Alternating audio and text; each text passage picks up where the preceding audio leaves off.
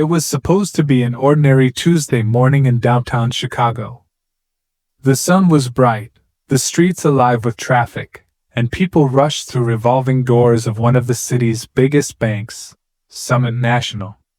Among them walked Agent Maya Brooks, a 32-year-old black woman dressed in a simple beige coat, blue blouse, and dark jeans.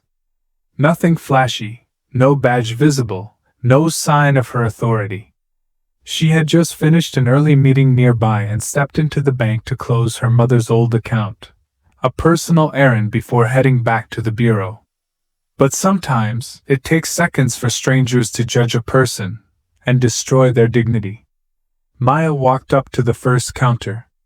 The young teller, Lydia, looked her up and down, frowned slightly, and asked, "Are you sure you're in the right place, ma'am?" Maya smiled politely. "Yes, I'm here to close an account. I have all the documents." Lydia's expression stiffened. "Okay, just a moment," she said, walking to her supervisor. They whispered. A minute later, a security guard, tall, white, broad-shouldered, approached her. "Ma'am, I'm going to have to ask you to step aside." Maya blinked. "Excuse me? Why?" He glanced at her small purse. "You're not authorized to be here. Please come with me." People turned their heads. The atmosphere shifted, whispering, judging. Maya tried to remain calm. "Sir, I think you're mistaken." But before she could finish, he grabbed her by the arm. The movement was so fast, so aggressive, that her purse slipped, papers falling onto the marble floor. "Let go of me," she said firmly but without raising her voice. The guard tightened his grip.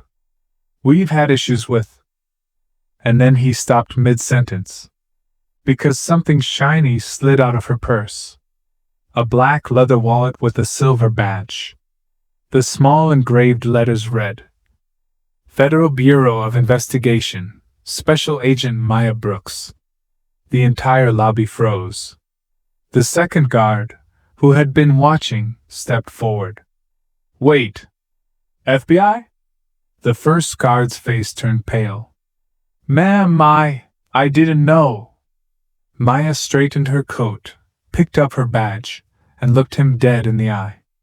"You didn't have to know," she said quietly. "You just had to respect."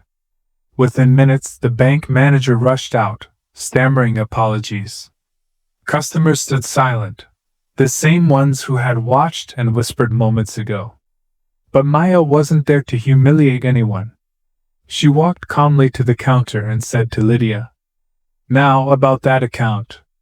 Her voice was steady, but her hands trembled slightly, not from fear, but from anger she had learned to suppress her whole life. The manager offered to handle everything personally, but she simply said, "No. Let her do it," pointing to Lydia. "Maybe she'll learn something today." After the transaction was done, Maya turned to leave. Before walking out, she looked back at the guard who had dragged her. He stood rigid, unable to meet her gaze.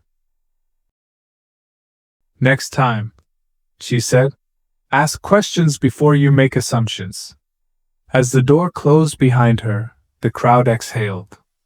Later that day, security footage of the incident spread online, captured by a bystander. Within hours, it became a viral story. FBI agent dragged from bank. Her calm response wins internet. But what most people didn't know was that Maya never wanted fame. She wanted awareness. She had seen racism in the field, in the streets, and even in boardrooms. But it always hit harder when it happened in moments as small as a visit to the bank. When she reached home, she looked at her reflection in the mirror. Tired eyes. Calm face. The look of a woman who'd fought this battle before, and won without raising her voice. Her mother once told her, "Power isn't about yelling. It's about standing tall when others try to make you small."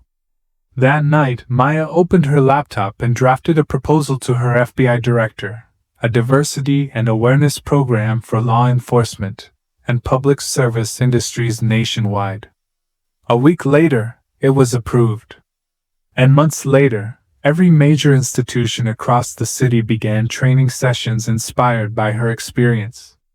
The same guard who once dragged her across the lobby now stood before a crowd in uniform, sharing how that moment changed his perception forever.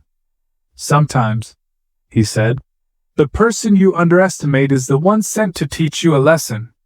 And as for Maya, she kept doing her job, never seeking attention, never holding grudges. But every time she passed that bank, she smiled slightly. Because some lessons don't need revenge. They only need revelation.